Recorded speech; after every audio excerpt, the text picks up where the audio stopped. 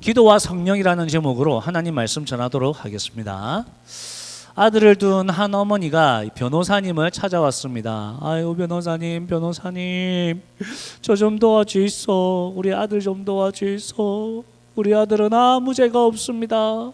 저 할아버지가 사업을 하다가 부도를 내고 하늘나라 가셨어요. 그러니까 저희 남편이 그 빚을 이어받지 않으려고 남편이 이제 상속 포기를 했습니다. 그리고 남편도 얼마 안 돼서 하늘나라 가버렸네. 그러니 어쩌겠습니까? 제가 독한 마음을 품고 아들을 위해서 열심히 살았습니다. 아들도 열심히 공부해서 회계학과에 진학을 했습니다. 그리고 아들이 학교를 잘 마치고 유명한 회사에 회계 담당이 됐습니다. 제가 그때 얼마나 좋았는지 모릅니다. 그때 많이 울고 많이 기뻐했습니다. 그동안의 고생을 다 보상받는 그런 느낌이었습니다. 그런데 저희 아들이 첫 번째 월급을 받는 날이었습니다. K은행에서 아들 월급을 다 가져간 겁니다. 아들이 K은행에 갚아야 할 돈이 3억이나 있다면서 아들 돈을 다 가져갔습니다. 그러니 회사에서는 아니 빚이 있는 사람에게 어떻게 교회 회사 재정을 맡기겠냐면서 회사 회계 일을 못 한다고 이럽니다. 아이고 우리 회계사님, 우리 아들 좀 도와주이소 이렇게 난리가 난 겁니다. 이 변호사님이 자초지종을 따져보니까 이게 할아버지가 이제 빚을 지고 아들이 상속을 포기하면 그게 손자에게 넘어간답니다. 근데 손자가 지금 이 어머니의 아들이죠. 근데 어머니와 아들은 그걸 몰랐던 거예요. 그러니까 이 아드님에게 할아버지가 은행에서 대출 받은 거, 그리고 그동안 이자까지, 그래서 한 3억 원 정도 이렇게 쌓여져 있었던 겁니다. 물론 은행에서는 융통성이 없죠. 뭐 그거는 그대들 사정이고 우리는 법대로 해야 되니까 어쩔 수 없다, 이런 입장입니다. 그러니 어머니는 아들의 인생이 어른들 때문에 이렇게 꼬여버릴까 봐 얼마나 걱정되고 얼마나 눈물이 나겠습니까? 변호사님 당연히 도와주고 싶죠. 근데 어떻습니까? 법적으로 방법이 없는 겁니다. 그러면 대부분 변호사님들은 이쯤에서 포기할 텐데 이 변호사님은 고민하고 또 고민했습니다. 그리고 민법책을 살펴보고 또 살펴봤습니다. 그러다 보니까 해결점이 나온 거예요. 이 법에 보면 빚을 물려받는 상속인이 상속이 있다는 것을 안 날로부터 3개월 동안 상속을 포기할 수 있는 겁니다. 그러니까 이 변호사님이 아들에게 물어본 거죠. 언제 은행에 연락 왔습니까? 그리고 그 시간 계산해 보니까 이 아드님이 자기에게 그 빚이 있다는 걸 안 때가 내일이면 3개월째 되는 거예요. 그래서 그날 신속하게 서류를 정리해 가지고 아드님 상속 포기를 도와줬다는 그런 실제 사례가 있습니다. 여러분, 이 변호사님 아니면 어쩔 뻔했습니까? 그죠? 이 아들은 이 청년인데 이 아무것도 없는 이 사회초년생이 3억 원 빚 가지고 시작하면 안 그래도 우울한데 얼마나 우울하겠습니까? 어머니 한번 생각해 보십시오. 그 아들이 빚을 지고 자기들 때문에 빚 지고 살아가는 그 아들을 보면서 엄마의 마음이 얼마나 찢어졌겠습니까? 그런데 이 변호사님 잘 만나서 그 모든 것에서 자유롭게 된 것입니다. 여러분, 우리에게 이런 좋은 변호사님이 있으면 좋겠습니까? 안 좋겠습니까? 좋겠죠. 근데 여러분, 우리에게 좋은 변호사님이 있습니다. 우리에게는 이 좋은 변호사님보다 훨씬 더 좋은 변호사님이 계십니다. 여러분, 저를 따라 하겠습니다. 파라클레토스. 예, 이거 헬라어인데 우리 성경으로 번역할 때는 보혜사라고 번역을 했습니다. 보는 보증하다 보고, 해는 은혜해고, 사는 스승사자입니다. 그러니까 은혜를 보증하시는 분이다, 이런 뜻인데 실제로 그런 뜻도 있지만 헬라어 사전에 보면 파라클레토스는 변호사라는 뜻입니다. 조금 더 풀어 설명하면 옆에서 도와주시는 분이다라는 겁니다. 요한복음 14장 16절에 예수님께서 제자들에게 그렇게 이야기하세요. 얘들아, 지금은 내가 너희들 옆에 있잖아. 내가 너희들 변호사가 되어주고 너희가 힘들 때 내가 옆에서 도와주잖아. 근데 얘들아, 너희들 나 없으면 어쩔래? 근데 걱정하지 마. 내가 하나님 아버지께 기도해서 내가 떠나더라도 나 아닌 다른 보혜사를 너희들에게 보내줄게. 그 보혜사는 너희와 영원히 함께 하실 거야. 여러분, 예수님도 보혜사입니다. 근데 예수님이 예수님 아닌 다른 보혜사를 보내주시대요. 여러분, 그분이 누굽니까? 성령님이세요. 성령님은 우리의 변호사예요. 성령님은 우리를 도우시는 분이에요. 성령님은 우리 곁에 계신 분이셔서 우리가 억울하고 우리가 괴로우고 우리가 연약할 때 우리 편에 서서 늘 우리를 도와주시는 분이세요. 누구에게 우리를 변호해 주십니까? 우리 하늘 아버지께 우리를 변호해 주시는 거죠. 성령님이 하늘 재판장이신 하나님 아버지께 변호해 주신다고 해서 성령님이 하나님보다 낮은 분입니까? 예수님 대신에 성령님이 왔다고 해서 성령님이 예수님보다 낮은 분입니까? 아니죠. 성령님이 누구시죠? 성령님은 하나님이십니다. 하나님. 성령님은 성부 하나님, 성자 하나님처럼 동일한 하나님이세요. 성부와 성자와 성령 하나님은 각각 다른 하나님이시지만 나눌 수 없는 한 분 하나님이세요. 그래서 성부와 성자, 성령 하나님은 누가 더 높고 누가 더 낮고 그런 거 없습니다. 세 분은 나눌 수 없는 하나님이셔서 우리의 경배와 찬양을 동일하게 받으세요. 내가 성부잖아. 내가 Father God이잖아. Father God. 오늘 Father's Day지. 다른 날은 몰라도 오늘 내가 좀 더 받을게. 오늘 예배하는 경배와 찬양 내가 오늘 조금 더 받을게. 그게 없다는 거예요. 성부, 성자, 성령 하나님은 서로 사랑하고 서로 존중하고 서로 함께 우리의 영광과 경배와 찬양을 받으십니다. 그러니 성령 하나님과 함께하는 사람은 두려워할 필요 없고 염려할 필요가 없어요. 왜요? 성령님과 함께하는 사람은 곧 삼위일체 하나님과 함께하는 사람이기 때문입니다. 여러분, 우리가 믿는 하나님은 어떤 하나님? 삼위일체 하나님. 우리가 하나님 하고 부르잖아요. 그 누구를 불러요? 삼위일체 하나님을 부르는 거예요. 어떤 사람은 이슬람의 하나님, 유대인의 하나님, 구약 성경이 이슬람은 조금 비슷하고요. 유대인들은 우리하고 구약 성경을 똑같은 걸 씁니다. 그러면 그들이 이렇게 이야기하죠. 유대인과 이슬람과 기독교의 하나님 뿌리가 같은 하나님 아니냐? 아니에요, 여러분. 그들은 삼위일체 하나님 안 믿어요. 우리가 믿는 구약의 하나님은 삼위일체 하나님이에요. 우리가 믿는 하나님은 삼위일체 하나님이고 우리가 믿는 하나님은 신약 성경과 구약 성경에 함께 나오는 삼위일체 하나님이세요. 그래서 여러분, 우리와 다른 종교의 차이는 믿는 대상이 달라요. 그걸 여러분 기억하셔야 돼요. 그래서 우리가 성령 하나님을 아는 것이 너무나 중요합니다. 왜냐하면 성령 하나님을 알아야 삼위일체 하나님을 제대로 아는 것이기 때문입니다. 그렇다면 여러분에게 성령님이 함께 하십니까? 그거 어떻게 증명하실 수 있어요? 증명해 보세요. 여러분과 성령님이 함께 하세요? 같이 읽겠습니다. 시작. 그러므로 나는 여러분에게 알려드립니다. 하나님의 영으로 말하는 사람은 아무도 예수는 저주를 받아라 하고 말할 수 없고 또 성령을 힘입지 않고서는 아무도 예수는 주님이시다 하고 말할 수 없습니다. 자, 누구를 힘입지 않고서는 예수님은 나의 주님이십니다 라고 말할 수 없습니까? 성령님. 즉 우리가 예수님을 영접했다는 것, 우리가 예수님을 믿는다는 것은 여러분이 결단해서 믿는 게 아니에요. 여러분이 똑똑해서 믿는 게 아니에요. 여러분이 예수님을 믿도록 결단하게 하신 분이 있다는 거예요. 그분이 누구라고요? 성령님이라는 거예요. 그래서 여러분의 믿음에 대해서 여러분 자랑할 게 없죠. 여러분의 신앙에 대해서 내가 이래도 잘 믿는 사람이야, 그런 말 하는 거 아니에요. 여러분에게 믿음을 주신 분이 성령 하나님이세요. 그래서 여러분이 나의 인생의 주인은 예수님이십니다 라고 고백할 수 있다면, 정말로 마음으로 고백할 수 있다면 지금 여러분 안에 성령님이 계신 줄 믿으시기 바랍니다. 오늘 세례받은 분 마찬가지죠. 간증할 때 뭐라고 했습니까?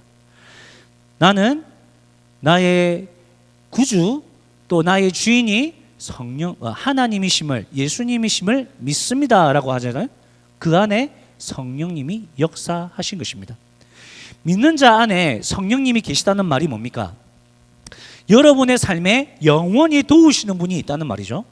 여러분을 항상 도우시는, 하지만 백전불패의 그 성령님이 여러분 안에 계시는 줄 믿으시기 바랍니다. 또한 여러분 안에 성령님이 계시다는 말은 뭐죠? 아까 성령님 한 분이 계시지만 그 성령님은 어떤 하나님? 삼위일체 하나님이라고 했습니다. 그래서 여러분 안에 성령님이 계시다는 것은 여러분 안에 삼위일체 하나님이 있다는 말이죠. 삼위일체 하나님이 있다는 말은 여러분 안이 지금 뭐라는 거예요? 천국이라는 거예요. 여러분, 여기서 천국의 개념을 정리하고 넘어가겠습니다. 여러분, 천국은 어떤 곳이에요? 천국은 좋은 곳이 아니에요, 여러분. 우리가 거기는 야 괴로움도 없대, 야 거기 가면 짜증이 없대, 야 너무 좋지. 그거 아니에요. 천국의 기본 개념은 하나님이 계신 곳이에요. 하나님이 사랑이시고, 하나님이 빛이시고, 하나님이 공평하시고, 하나님이 정의로우시고, 하나님이 왕이셔서 다스리는 나라가 천국이에요. 근데 거기에는 그럼 뭐가 없겠어요? 당연히 하나님이 다스리니까 괴로움이 없어, 불의가 없어, 불공평이 없어, 싸울 일이 없어, 짜증날 일이 없어. 그래서 다들 천국 가고 싶어 하는 거예요. 왜? 하나님 때문에. 좋은 일이 생겨서 천국 가고 싶은 게 아니고 우리가 믿는 하나님 때문에 가고 싶은 거예요. 천국은 어디다? 하나님이 계신 곳이 천국이다. 근데 그 하나님이 어디 계신다고요? 내 안에. 그걸 어떻게 한다고요? 성령님을 통해서 예수님을 믿음으로. 그러면 내 안에 지금 내 마음이 천국이 되어야 되겠죠. 근데 내 마음이 지금 천국입니까? 여러분 마음에 하나님의 사랑이 넘칩니까? 여러분 마음에 지금 하나님이 주시는 기쁨으로 충만합니까? 여러분 마음에 하나님의 평안으로 가득합니까? 아멘이면 다행입니다. 그 안 아멘이면 큰일이죠. 안 아멘인 사람은 왜 안 아멘이에요?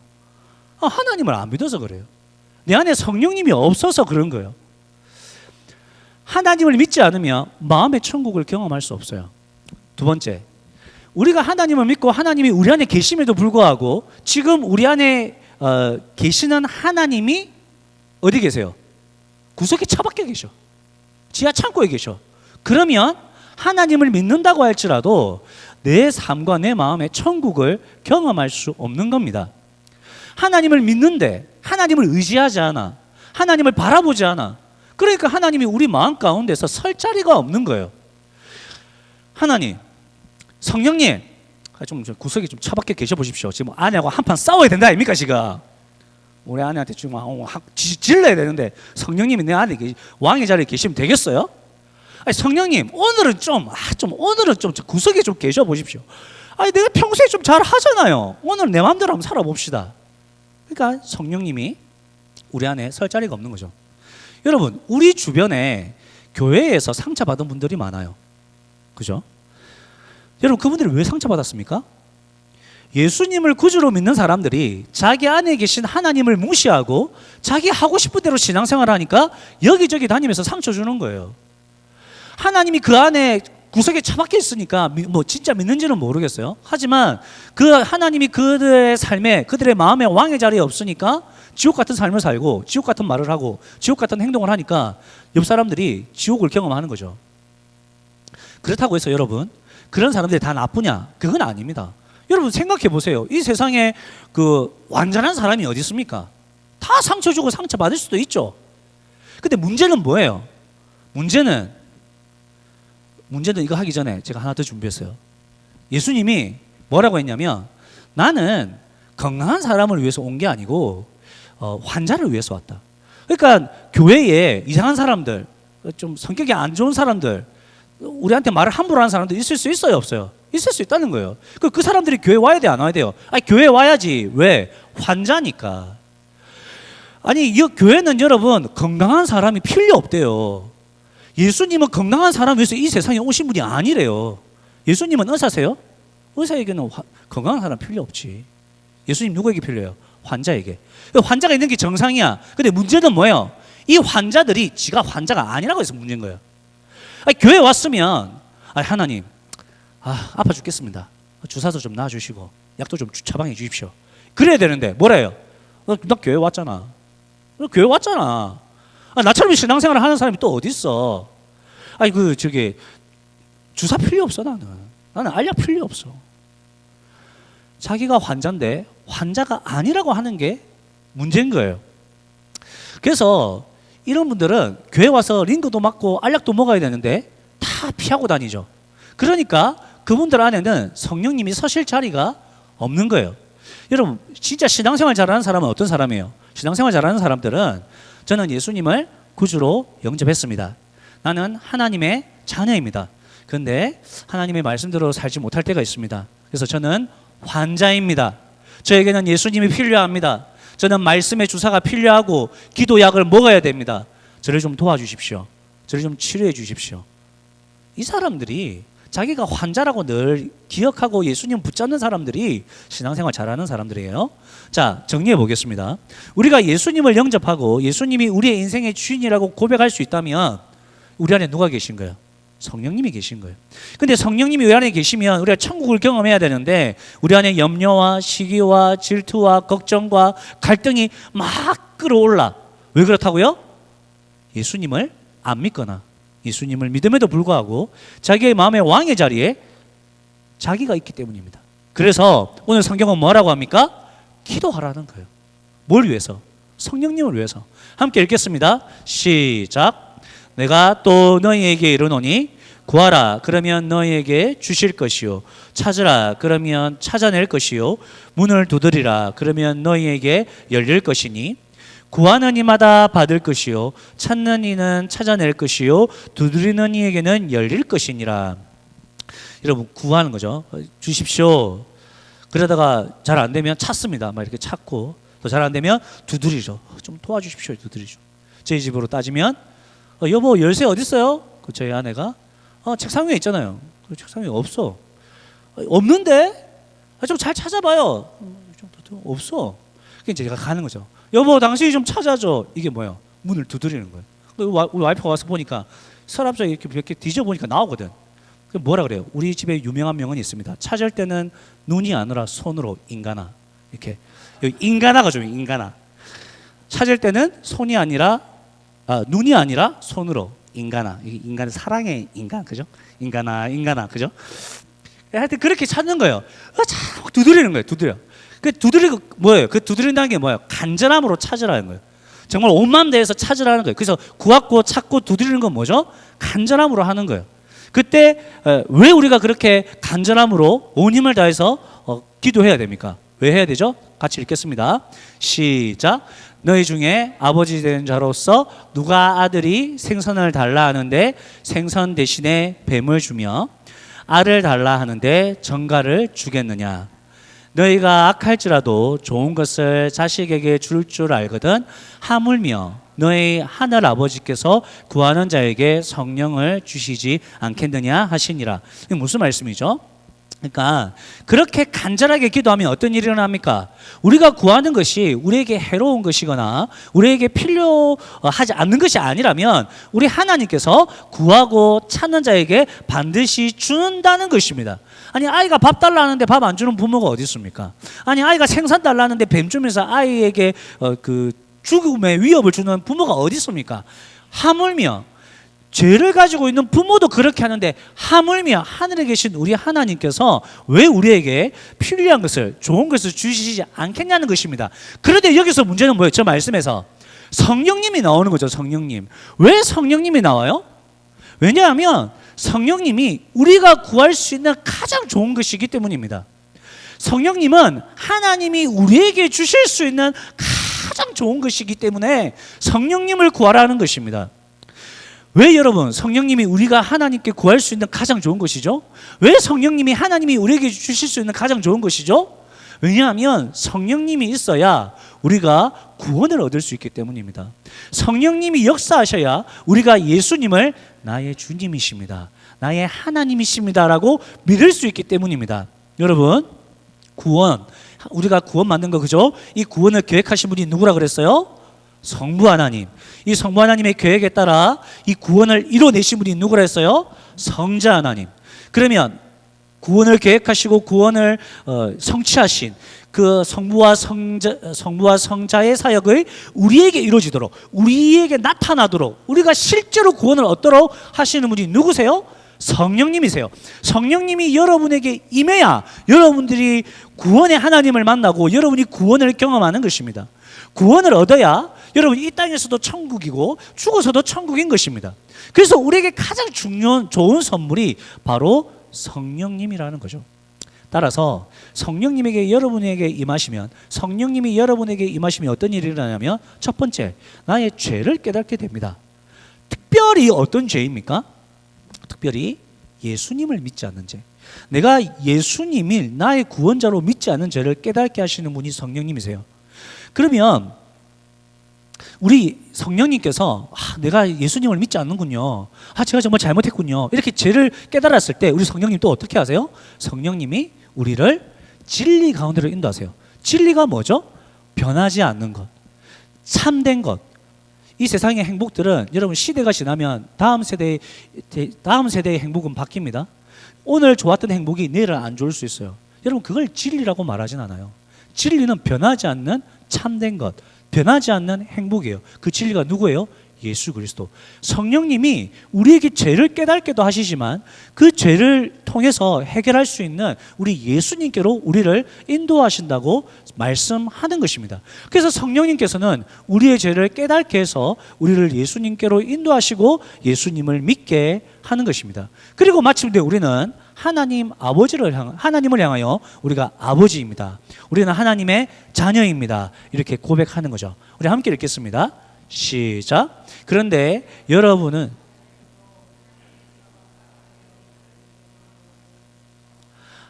하나님을 아빠, 아버지라고 부를 수 있게 하셨습니다. 하나님께서 보내주신 아들의 영은 누구죠? 성령님. 성령님이 우리가 하나님의 자녀됨을 알게 하는 것입니다. 그래서 여러분 중에 자신이 죄인이라는 것을 인정할 수 없는 사람, 나는 천국 가겠다 이 확신이 없는 사람, 예수님이 나의 죄를 위해서 십자가에 죽었다 그게 안 믿기는 사람, 나는 죄인이다 그 모르겠는 사람, 예수님이 십자가 사건이 나와는 상관이 없다라고 생각되는 사람, 그 뭐라고요? 그런 분들 뭐 하라고요? 기도하라고요. 뭘 위해서? 성령님을 위해서. 온 마음 다해 전인격 그걸 다해서 여러분 정말 기도하라는 거예요. 여러분에게 필요한 것은 성령님이라는 거죠. 성령님이 임하셔서 어떻게 해달라고? 내가 죄를 깨닫게 해달라고. 성령님이 임하셔서 내가 받을 심판과 지옥과 천국과 하나님의 자녀됨의 그 영광을 깨닫게 해달라고 기도하라는 거예요. 여러분 혹시 우리 중에 정말 하나님을 아직 못 믿고 계시는 분이 계시다면 여러분 이 시간 성령님을 달라고 기도해 보시기 바랍니다. 성령님을 통해서 하나님을 알게 해달라고, 예수님을 믿게 해달라고 기도해 보시기 바랍니다. 그래서 이 시간 성령님이 여러분에게 역사하셔서 여러분들이 하나님께로 나아오시고 예수님을 믿게 되는 은혜가 있기를 주님의 이름으로 축복합니다. 두 번째로 또 어떤 분들이 온 마음 다해서 성령님을 찾아야 됩니까? 하나님을 믿는 사람들. 하나님을 믿다가 믿음이 흔들릴 때도 있고, 또 우리가 힘들고 어려운 일을 살다 보니까 세상을 지옥같이 살아갈 때가 있고, 삶이 괴로울 때가 있고, 삶에 만족이 없을 때가 있고, 마음에 평안이 없을 때가 있고, 그런 분들을 포함해서 하나님을 믿는 사람들이라면 성령님을 온 마음 다해 구해야 됩니다. 다 같이 읽겠습니다. 시작. 내가 또 말합니다. 여러분은 성령께서 인도하여 주시는 대로 살아가십시오. 그러면 육체의 욕망을 채우려 하지 않을 것입니다. 이 말씀을 어떻게 해석해야 되냐면, 우리가 욕망대로 살아가니까 내 마음에 평안이 없구나. 우리가 내 욕망대로 살아가다 보니까 이 천국 같은 세상을 내가 지옥처럼 살아가고 있구나. 내가 문제가 많구나. 내가 성령님을 따라가 살고 있지 않구나. 내가 그래서 기도해야 되는 거구나. 그럼 뭐라고 기도하실래요? 하나님, 내 마음의 왕의 자리에 좌정해 주십시오. 주인이 되어 주십시오. 근데 여러분, 기도할 때 하나님 좀 오십시오. 오셔가지고 내 마음의 왕의 자리 좀 피곤하고 그러면 좀 내일 오십시오. 이렇게 하면 됩니까? 그렇게 점잖게 멋있게 기도하는 사람은 진짜 성령님을 원하는 사람이 아닙니다. 여러분 정말 성령님 믿는 사람들은, 하나님을 믿는 사람이라면 성령님을 정말 갈증내야 됩니다. 갈급해야 됩니다. 정말 온 힘을 다해서 찾아야 됩니다. 사슴이 시냇물을 찾기에 갈급한 같이 찾아야 되는 거예요. 여러분 사슴이 시냇물을 왜 찾는 줄 아세요? 사슴이 시냇물 먹으러 갔다가 바스락바스락 사냥꾼이 온 걸 알아 얘들이. 그런데도 물 마시고 있어요. 왜? 죽을 것 같아서. 물 안 마시면 죽을 것 같아서. 그 갈증이 자기에게 있는 거예요. 그래서 죽음을 위협을 무릅쓰고 맹수가 소리가 싹싹 들려도 일단은 마시는 거예요. 맹수가 쫓아오기 전까지는. 여러분 성령님을 찾을 때 믿는 사람들은 정말 저렇게 찾아야 돼요.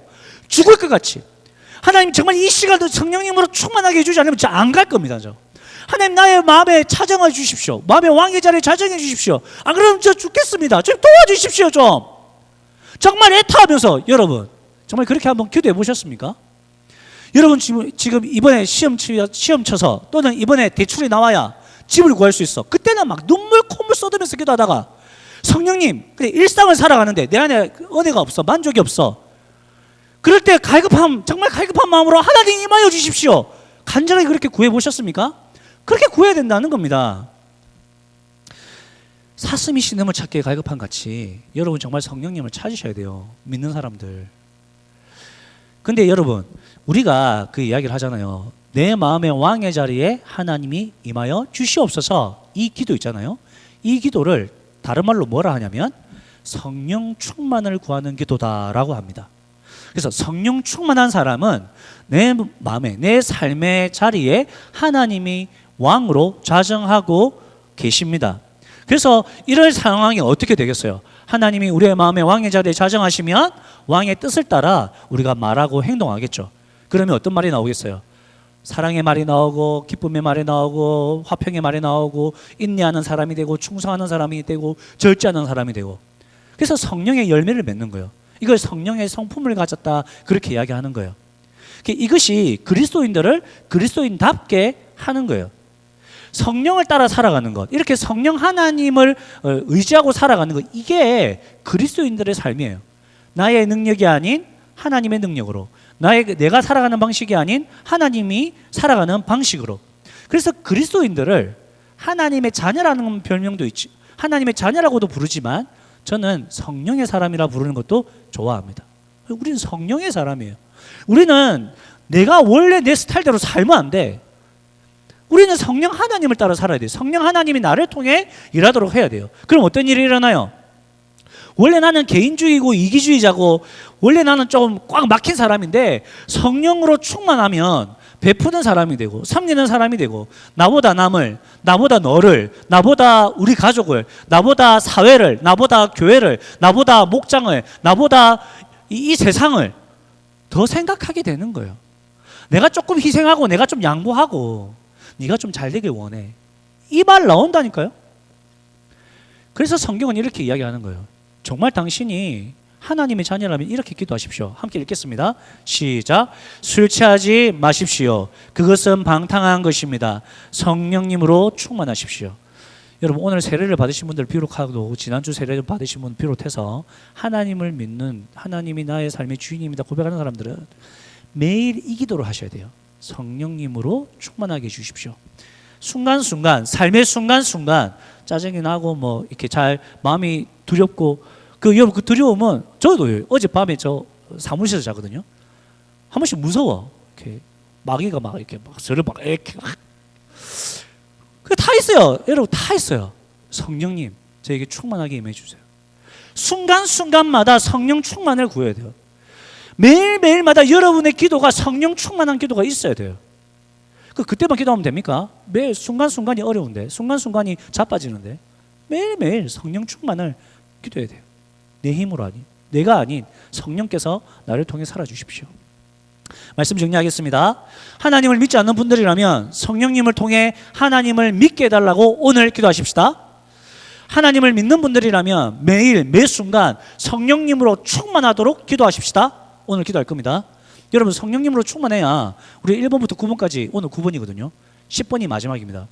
1번부터 9번까지 우리가 배운 기도가 가능해요. 여러분 골반 기도 성령님께서 도와주셔야 돼요. 하나님만 바라보는 기도 성령님이 도와주셔야 돼요. 우리가 순종하는 삶을 살면서 기도하는 거 성령님이 도와주셔야 돼요. 우리가 회개하고 회개의 삶을 살아가는 거 성령님이 도와주셔야 돼요. 하나님의 임재를 경험하는 기도 성령님이 도와주셔야 돼요. 그 성령님이 하시는 거예요. 그래서 우리는 삶을 살고 하루에 멋지게 살고 난 다음에, 하루를 멋지게 기도하고 난 다음에 우리가 자랑할 게 없어요. 왜? 우리가 한 게 아니거든. 성령님이 하셨잖아요. 다 하나님이 하셨습니다. 이렇게 고백하는 거죠. 여러분, 저는 이런 은혜가 여러분들에게 있기를 주님의 이름으로 축복합니다. 우리 이 시간 목마른 내 영혼이라는 이 찬송가 할 건데 제가 1절 2절 가사를 잠깐 읽어드리겠습니다. 목마른 내 영혼, 여러분 정말 목마르세요? 뭐가 목말라요? 성령님이 목마른 거야. 주가 이미 허락한 그 영생수, 여러분 이 영생수가 뭐죠? 여러분 영생수 뭐예요? 성령님이에요. 영생수를 갈망합니다. 성령님을 갈망합니다. 그 약속 따라서 하나님 무슨 약속하셨어요? 성령 주신다고 약속하셨거든요. 성령 주신다는 그 약속 따라서 내가 간절히 간구합니다. 주님 내 기도 들어주십시오. 이렇게 간절한 마음으로. 두 번째 2절, 오늘 1절 2절만 합니다. 내게 약속한 큰 비 내려주시려. 여러분 내게 약속한 큰 비가 뭐죠? 성령님. 지금 답은 다 성령님이에요. 성령님 큰 비 내려주시려. 은혜의 저 구름 지금 저 건너편에 또 올랐대. 아 이제 우리가 기도할 때 하나님이 그 구름을 지금 보내셔가지고 우리에게 지금 성령의 단비가 내릴 준비가 하고 있는 거예요. 그 귀한 징조가 내게 밝히 보이니 주님 제가 온 힘을 다해서 내가 힘을 다하여 간구합니다. 여러분 마음과 정신과 몸과 다 모아가지고 오늘 성령님을 구합니다. 알겠죠? 구하기 전에 찬양하겠습니다.